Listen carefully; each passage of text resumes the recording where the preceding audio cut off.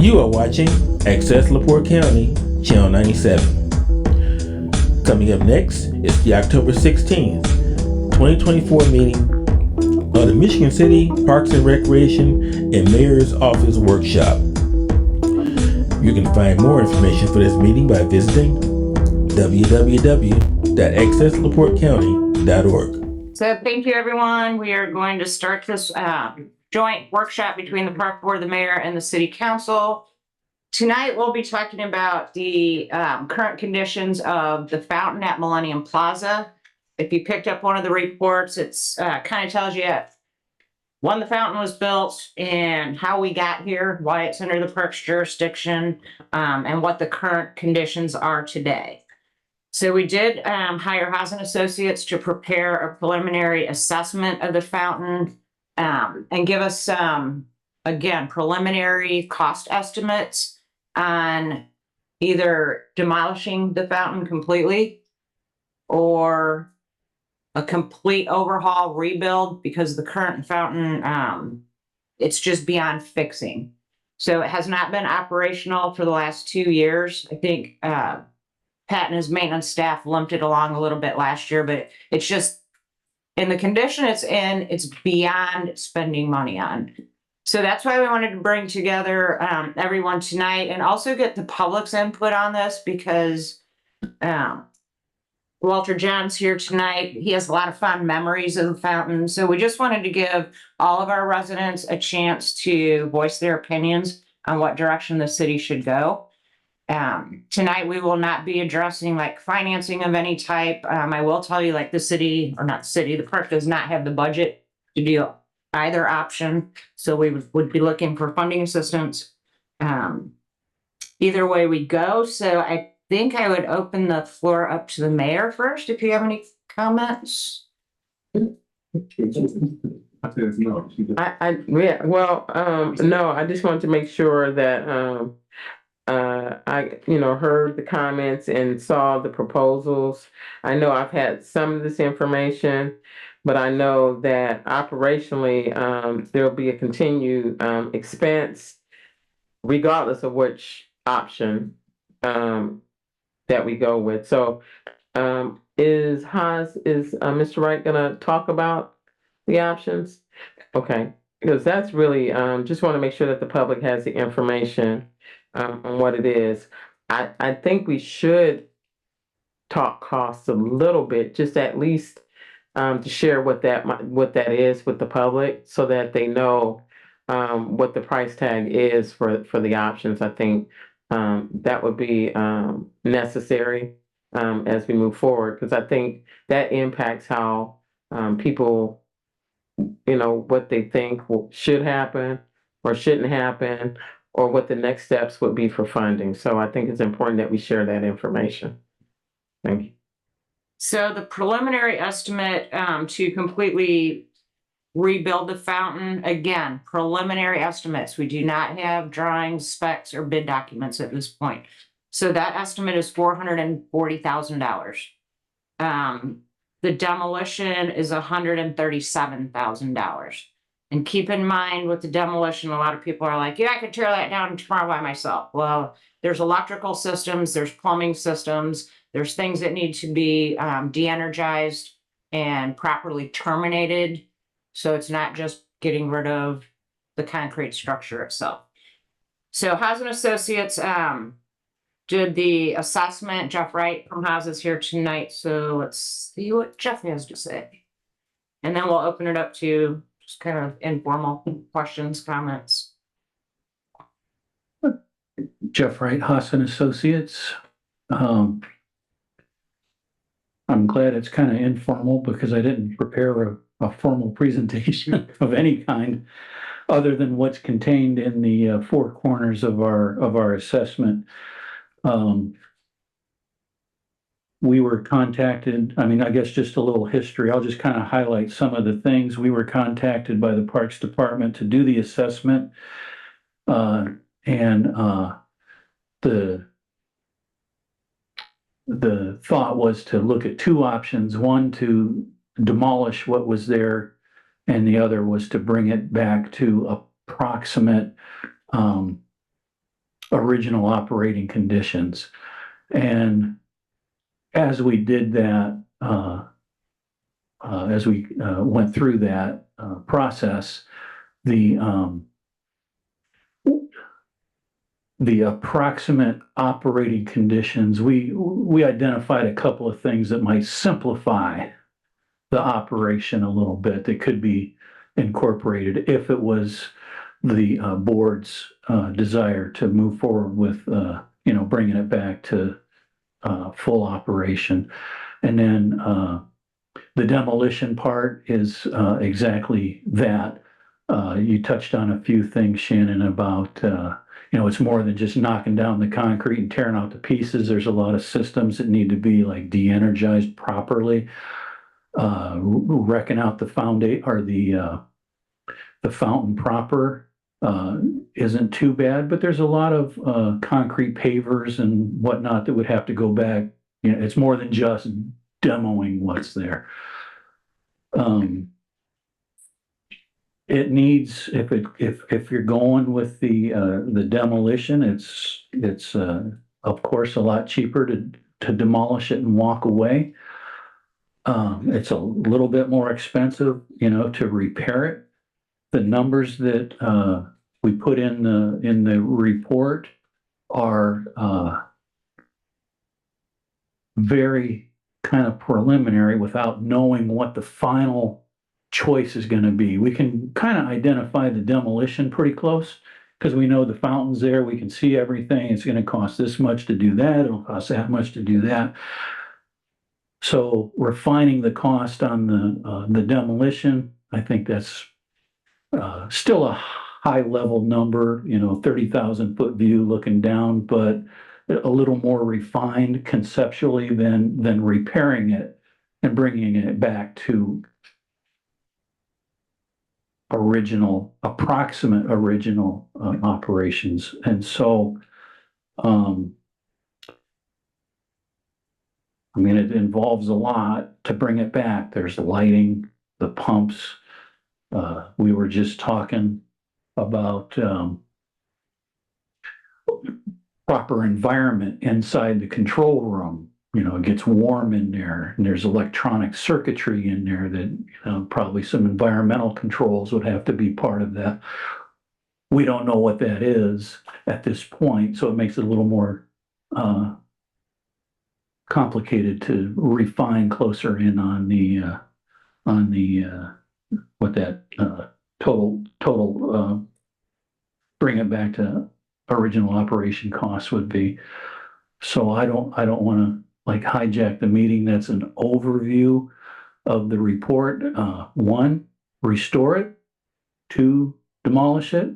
And then inside of each of those, there are variations. And I think our numbers that we've submitted will capture either one of those options at the board's pleasure. And we are here to address any questions. If I can answer them, I'll answer them immediately. If I can't, I will answer through Shannon and Pat to whoever those might be. So I think it's important to note as well, our regular maintenance costs for seasonal operation of 14 weeks from Memorial Day to Labor Day are $7,000 and some change. That is just your day-to-day maintenance. That is not any repairs that have been done. And I think the whole point of tonight's meeting is to get this information out to the public. It's on our website. It's been out there for a month, and try to generate some community conversations. But I would like to think that the city could make a decision by the end of November as to what we're going to do to give us some time to find funding for either direction, because we have this plaza program for next year already. So it's going to be important to either move construction into the fall, no matter which way we go. But there's just a lot of moving parts. We want to make sure that we stay on a tight schedule. So I would guess that any public comments over the next few weeks or until the park board's next meeting on November 6th can be emailed to Will and myself, and we'll keep track of that. So I guess right now I'd open the floor to comments, questions. Yeah, we are filming, so if you would come up to the microphone, please.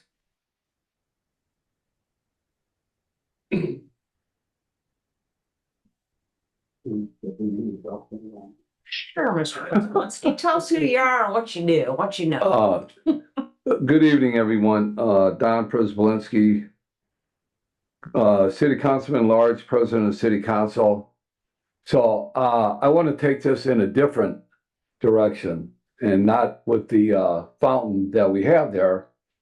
But during the summer, I was at a concert down there, and Vic, the gentleman that owns Emita 2 and runs the concerts, he was telling me about a pump waterfall type system that they have in Chicago on the locks on the Chicago River. It's a water cannon. Yeah, the So it water. literally takes water out of Trail Creek and blows it back into the creek, and it provides a very inexpensive water feature. Right. So he was talking to me about that, and I thought that was an interesting concept. We don't have to pay for the water, because right now we are paying for the water that goes into that fountain, that's city water. And the other thing is, as far as maintenance, if you're just using, I don't know what they're using, but a pump system that seems to be very low maintenance. So I was talking to Vic, and he said that he would be willing to take, you know, the park board, the city council, the mayor, whoever, because he knows the folks over in Chicago, I guess, that operate this fountain, and take us over there to take a look at it. Now, whether it's working right now or not, I have no idea, because they're probably shutting things down for the year also. Sure. Yeah, but he said that he would be willing to take us over there and take a look at it and make a decision on whether we'd want to do that or not.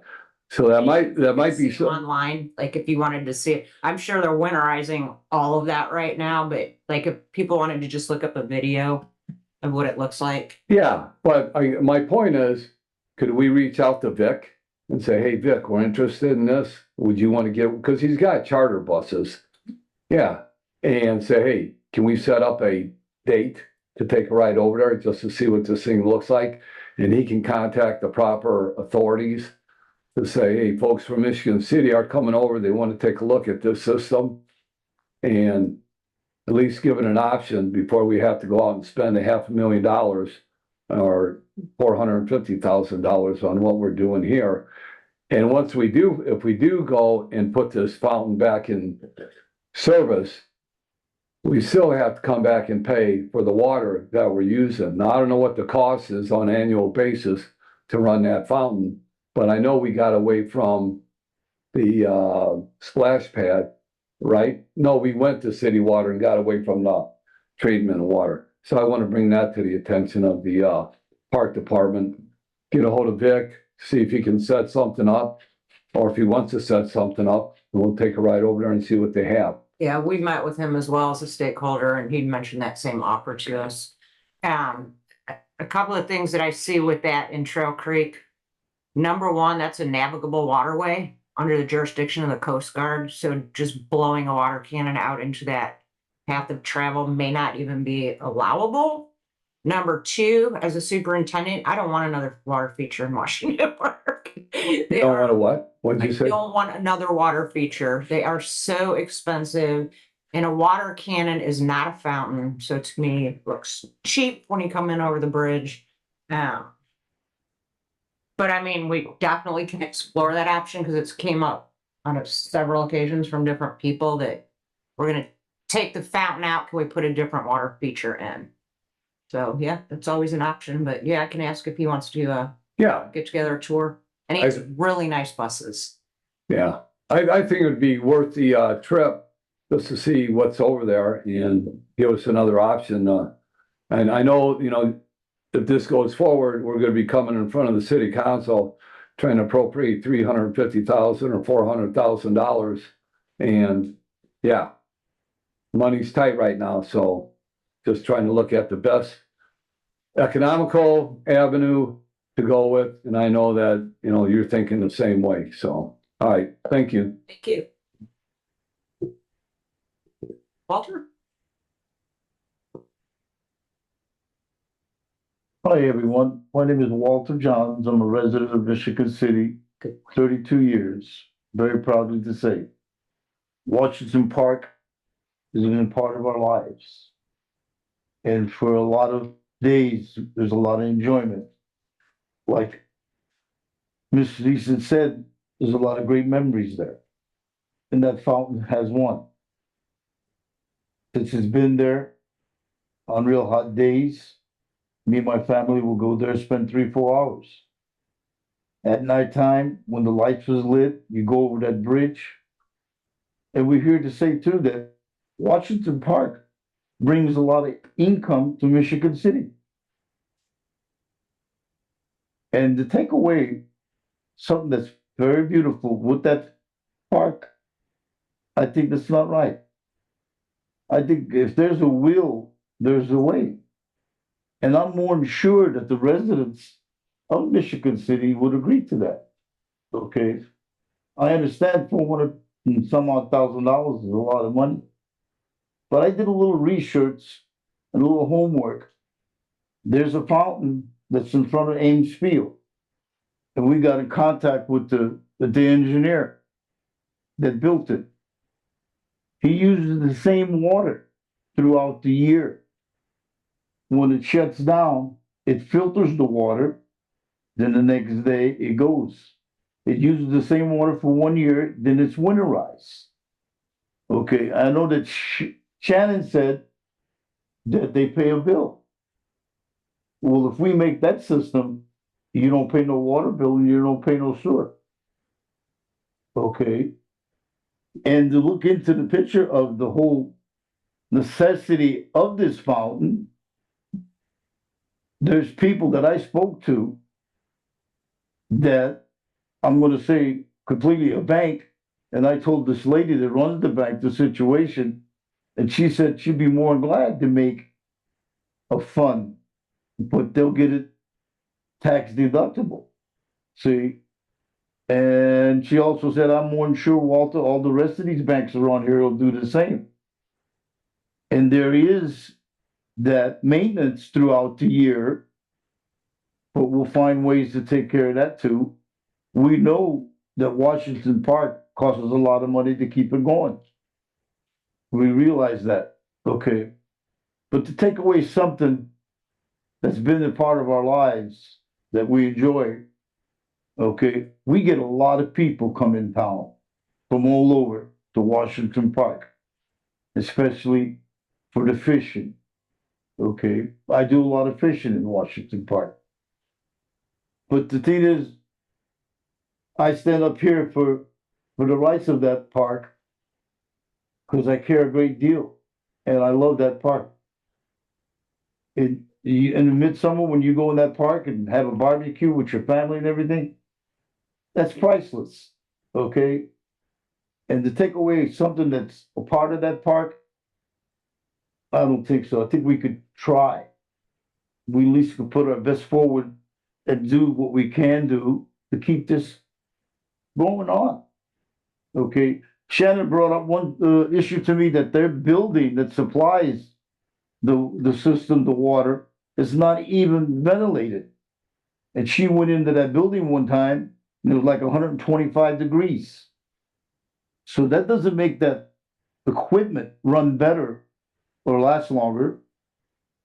It should have been ventilated. Okay.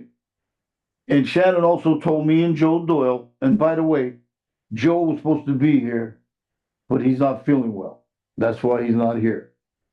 Okay. And when she told that to me and Joe and explained that, we said, wow.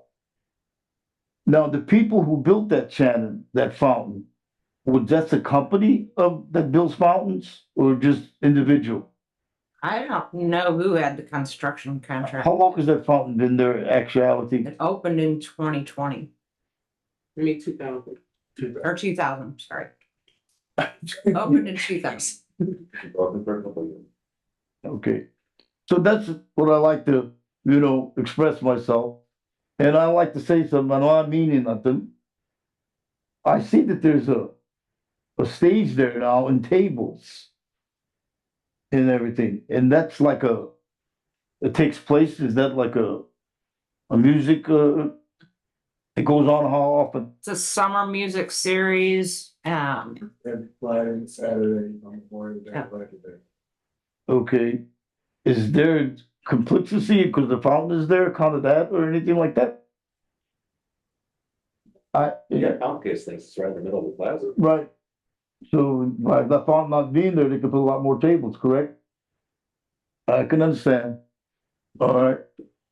But I'm more than sure if we all get together on this and help one another and bright ideas and stuff, there's a way to keep that fountain.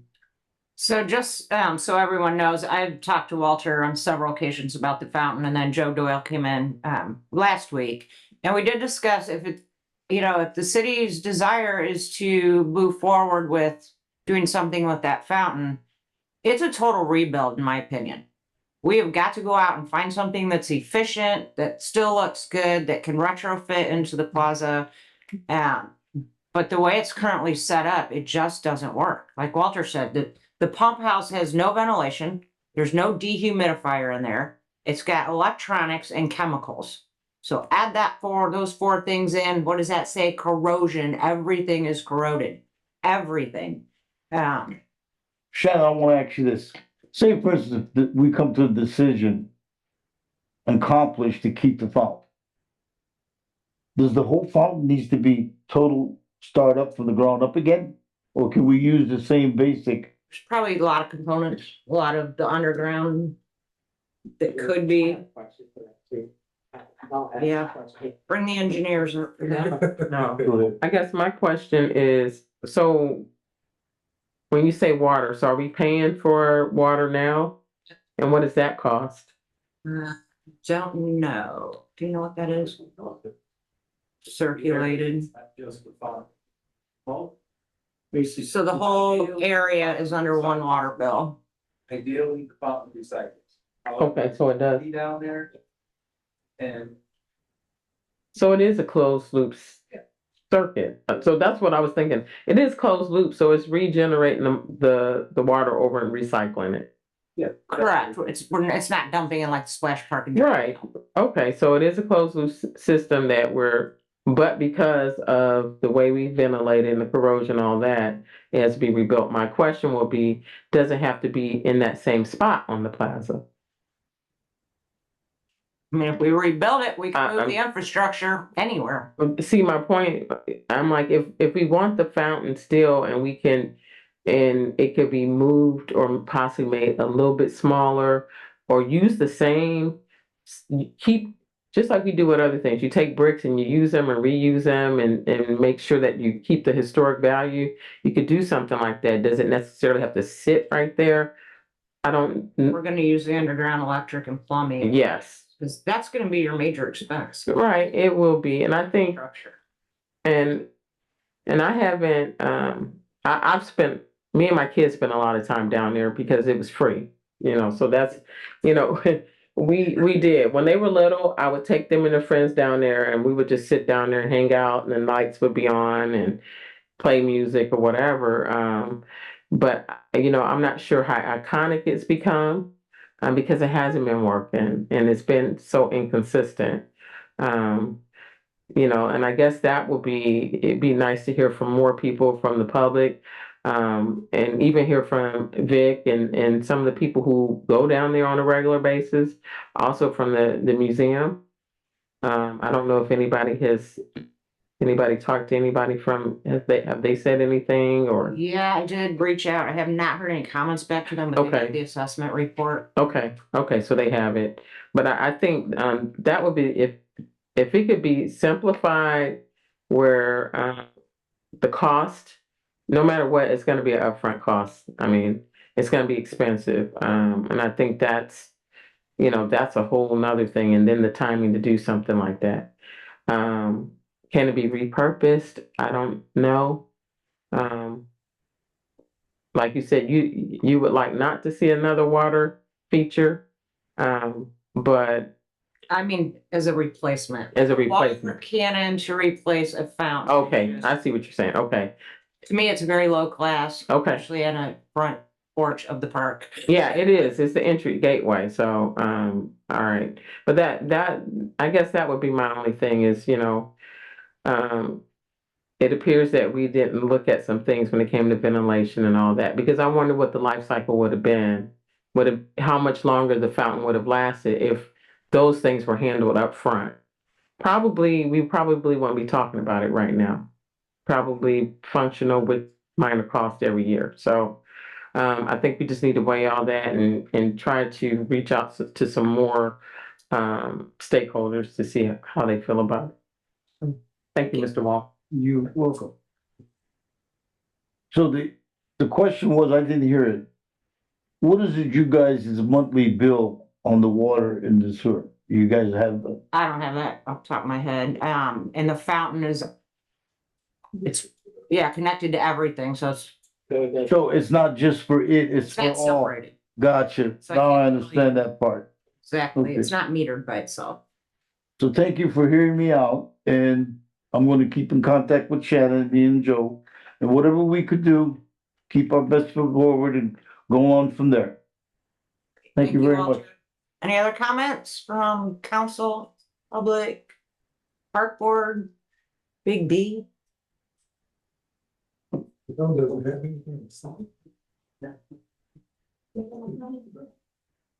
Good evening, Tracy Coleman, City Council. I just have one question.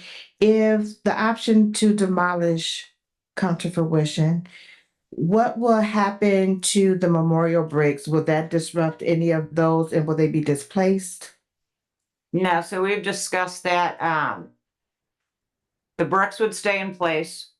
And then if the fountain goes, there'll be new paving bricks to fill in that plaza. So absolutely more opportunities to sell more bricks. We even talked about like discoloration. They're not going to match. So do we put some type of a pattern down to kind of make it blend in and make it fresh? But no, Thank you. my biggest concern with Memorial down there is the fountain has been dedicated as the Roger McKee Memorial Fountain. So I have spoken to one of his sons, and then Daryl's friends with another son who I used to work with as well. So we've reached out to the family early on just to make sure that we're sensitive to their memorial. And they are not opposed at all to like renaming the plaza Roger McKee Memorial Plaza. So they've been kept in the loop. I mean, we're trying to reach out to anybody that this affects. But this is our first public meeting, and the whole point is to get as much input and feedback as we can. And this is like not a decision for one person to make. And I would assume it's a park board decision to make. It's under our jurisdiction. But we need to be prudent and do our due diligence, and I don't want to move forward and try to get different designs and do a lot of research on all these fountains that are out there if the consensus is going to be we're going to take it down. So that's why we're starting this early enough that we can get some direction.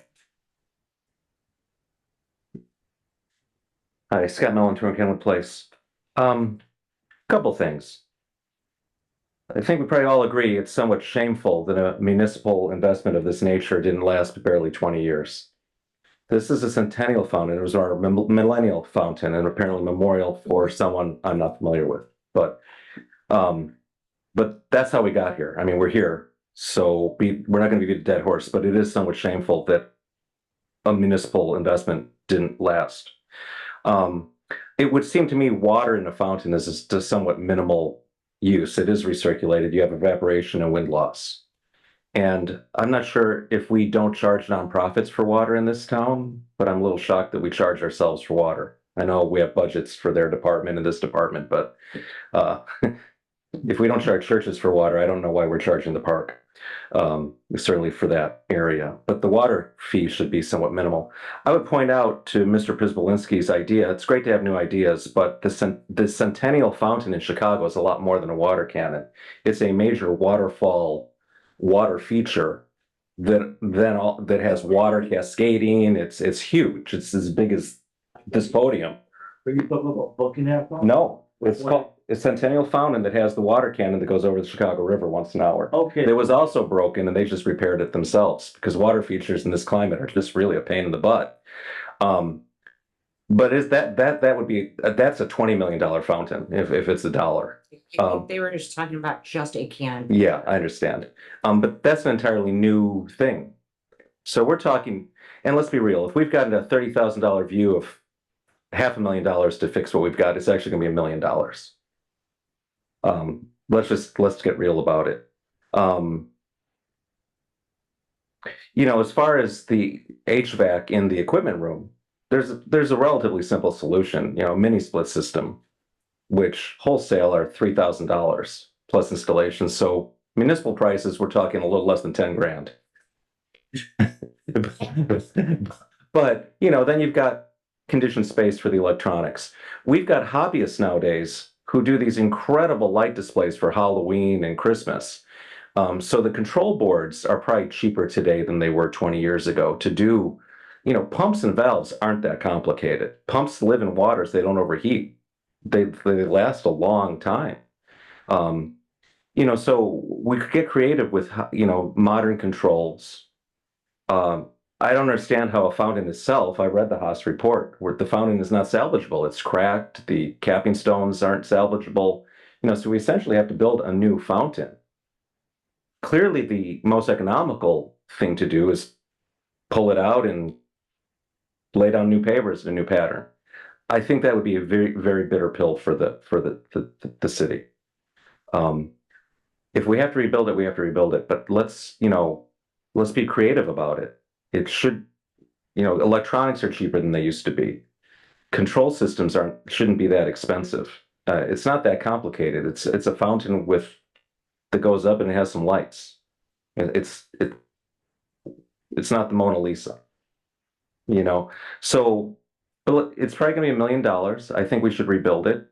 And if we're going to have to rebuild it, then the argument is, do we relocate it slightly within that plaza to make the plaza work better for its multi functionality? Given that it's pavers, and you're already at $500,000 to $1 million. The lines between the control room and the fountain itself are almost de minimis at this point when you pull up the pavers to expose the pipe and the wiring. You know, now you're talking engineering though and everything. It's a whole new ball of wax, but it is part of a lot larger conversation what we do. But I think the right answer is to keep a fountain there. It was to mark the millennial. That only happens once 1,000 years.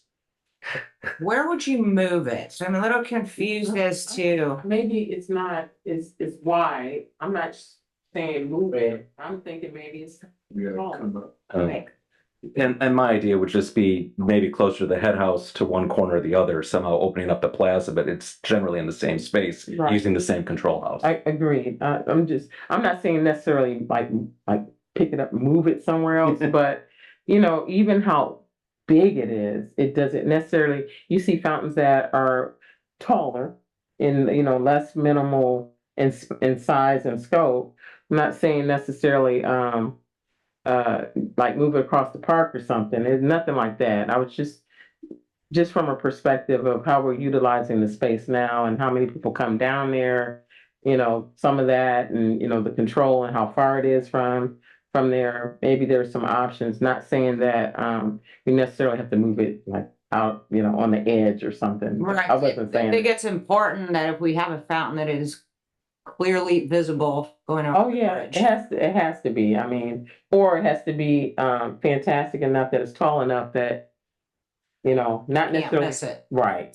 And the central location might be, I mean, we either get rid of it, we keep it where it is, or we come up with a new design if we keep a fountain. But probably keeping it where it is and rebuilding it is going to be option A, I would think. But we're looking at $1 million. So fundraising would be big. Maybe there's ARPA funds somehow it's broken loose. I mean, we have to use them if we lose them. We're pretty close to deadlines if there's any money left even. You know, the mayor's got that covered. But so thank you. But I think we should keep it. I think it's an important municipal feature. And the only other thing I'll say is that it may not be an overnight thing. I mean, it's been broke, right? So It's been broke. It may not be a year. I mean, look how long we've been spending with our destination playground. It's not necessarily something that it's not a safety hazard. Am I correct? I mean, A safety hazard? I mean, I just want to ask it's not like, not an extreme safety hazard, right. more than anything else that's cracked or. Okay. Sure. You know, but I'm saying if we can keep it down to, we get through one project, we move on to the next project. And businesses love these kind of projects. So, and I think that it's been broke. So the thing is, if the decision is to keep it, and to move forward, it's just going to be a longer process. As we know, it's going to become more expensive to do if that's the case. So maybe there's a phased approach as far as like, we know there's no ventilation and, maybe there's certain things that can be done in the meanwhile to prepare for a change. That's all I'm saying. I think I mean, you know me, I'm used to a 3-year project working with grants. At times it's frustrating, but that is just the world that I live in. And I prefer to have time to do due diligence and to travel around and look at different systems. So I don't think there's any big hurry. Again, if we go through another season, like you said, with no fountain, but it buys us the time to make the right decision and get some financial backing, maybe that is the right decision. I'm torn on this one. Honestly, I'll give you my opinion. As a resident, I love that fountain. I also spent a lot of time down there when my son was young and my grandkids playing chess up on the top layer or checkers with rocks because we didn't have pieces. I think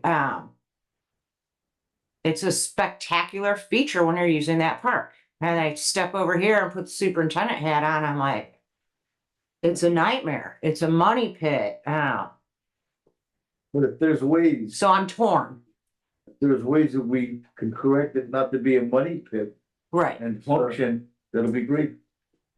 Yeah, and that's a good point. I mean, 25 years ago, everything was different. So there may be some options that say, hey, we can just drop this in and plug into your existing infrastructure and go. But just again, the water cannon one to me was just like, I've seen them in Chicago. I'm not a big fan. They have their place somewhere, but to be shooting a water cannon next to our bridge to me is just like takes away from the bridge and the channel. Just one last comment. Have we talked to, I know we went through the engineering, other municipalities or that are more recent, like newly installed water features? And I mean, I think maybe that is something we should look at. Maybe there is something. I'd rather us investigate that versus trying to re-engineer what we have. And seeing, what is the cost for you to put a brand new, what did you do? Can we see them, look at them online, and see if there's some other opportunities versus trying to, sometimes re-engineering costs more than just Yeah, absolutely. starting over. And not to mention, it gives you the opportunity to go out and say, what do you hate about it? What went wrong? What was your extra expense? Find out what not to do. And again, it's 25 years later. There could be a lot of options out there. And I know there's specialty companies. And that's what I would say. If you can talk to a specialty company to come in and make sure they're in the Midwest and have the same weather that we have versus, features down in southern part of the country. But I think that would be a great opportunity, probably something that we can travel and drive. And maybe next year. Next year. That doesn't limit. Next year. But I'm just saying they're closing up now, but it'd be nice to know if there's some within the last 5 years that have been established. Not something that's antiquated, but something newer, just to see what options we have, because 20 years is definitely not 5 years ago. And that could be helpful as well.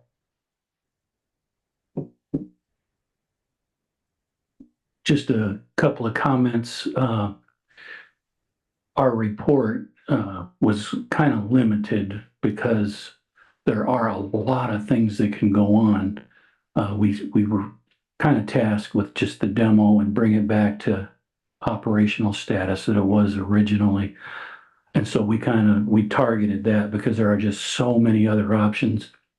Moving it, wasn't even a consideration at the time. We knew that there had to be some kind of environmental controls put in, dehumidifiers and all of that.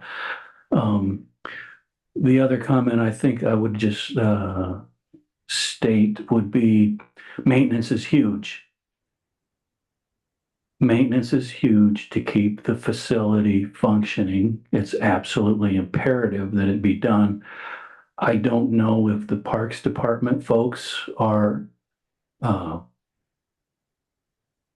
qualified to do that. I don't know. Having had some experience with the sanitary district, those folks can run pumps, right? They know how to do that. They do that very well. They run the plant and everything, the controls.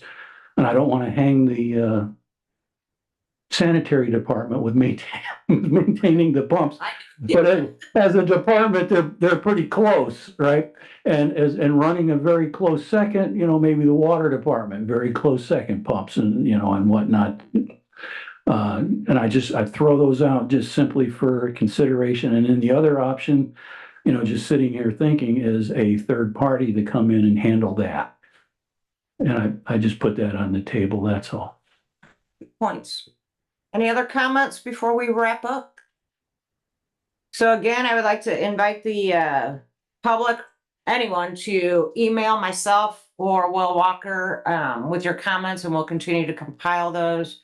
I think what I got out of this that's probably most important is let's just slow down. There's no hurry on getting this done. Give us some time to do some due diligence as we did with the playgrounds, Don. I mean, how many playgrounds did we visit before we started designing Fetters Alley? I think I did 18 in 3 different states. Let's do the same thing. Not reinvent the wheel. Well, haven't heard from you tonight. You love to spend money. I do. I need to. Shannon, but earlier you said that you want to go the last part of November, and then you guys will make a decision. I think to collect data, like That, I've got to put a deadline on public input. So okay. And then when I actually just, have you been getting a lot of response from the public for the residents here in Michigan City? only yourself, Oh my God. Victor Thierry, who's programming the plaza. I want to say one other person. Haven't heard from the old White House Museum yet, but I expect to, since that's in their front yard. But yeah, very little. I would figure you would get a lot more response than that. Thank you. But again, that's why we had a public input session, is to get this out on the media. It's on our website, because how else do people even know this is out there to comment on it? Very true.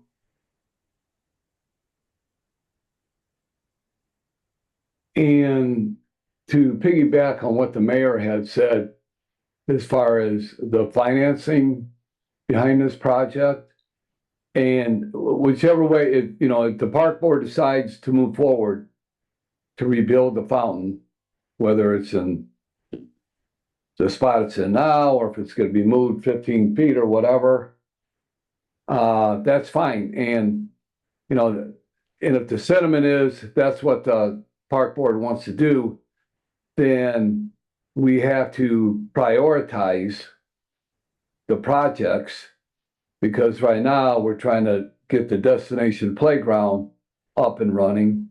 And now we have a $500,000 project that we want to get that done. And I agree with you, Shannon, wholeheartedly, that we need to slow down, do our due diligence, possibly get a consultant that builds fountains. So you got exactly everything that's going into this fountain is going to be what we actually need. Yeah, and no offense against Haas and Associates. I don't know if they're fountain specialists or not, but get a specialist to come in and give us the proper advice. And then the other thing that I want to say is that, the city, we just we're right now, no city employees got a raise this year, this 2025. And that the money is very tight. The riverboat money is very tight, and I think our priorities need to go elsewhere at this present time. Not to say that this project won't be done, but maybe it won't be done this year. Maybe it'll be done next year. We've gone 2 years right now without the fountain, and I personally haven't heard a dramatic outcry from the public to say, how come that fountain's not working? And I'd like to see it working, but I know there's other things that myself as a city councilman, we have priorities to make sure we have public safety for the people. We got to make sure the garbage is getting picked up and the yard waste is getting picked up and all these other things that we have to be concerned of. But I'm wholeheartedly behind the project. Let's prioritize it. Make sure the money's in the bank before we move forward with it and go from there. Thank you. Councilman Coulter. Yeah, your parking revenue is well 41%. Kind of a free park. Stop. Seriously. Greg Coulter, Michigan City Council. So I represent the first ward that includes this area. And I've had a few residents reach out to say that they're in favor of fixing it. But we've known for a while that it would be close to about $500,000. The second they hear that it's so close to $500,000, they lose interest. That's a lot of money, especially for a city that's not doing raises this year, among other things. And then the conversations I've had with people at the Lighthouse Museum are approximately the same thing. They like it there. It's a cool thing to look out and have at the view. And then, not that we would ever as a city make a decision based off of what's on a poster, but one of those South Shoreline posters has the fountain on it in Millennium Plaza. Yeah, it's cute, but like we couldn't pay people to take those at the museum. So if that's any anecdotal information about anything, it's a cute fountain to have in our city, but it's not something that people are buying posters of and wanting to have decorating everything in their home. Yeah, that's just what I wanted to say about what I've heard from First Ward residents and from the Lighthouse Museum. Thank you. Thank you. All right, I think we're gonna wrap this up. So again, please feel free to email, call. Do you want to speak, Fred? I don't have to. We can wrap it up. You've got 30 seconds, Will. This is gonna be rough. Yeah, I'm team demo. It's not even close for me. And I'm sorry, and that's going against most people in this room, but I grew up where my hangout spot in high school was Millennium Park. I hung out down there. I was mad when it started getting windy and the gauge didn't work and we were still down there getting wet.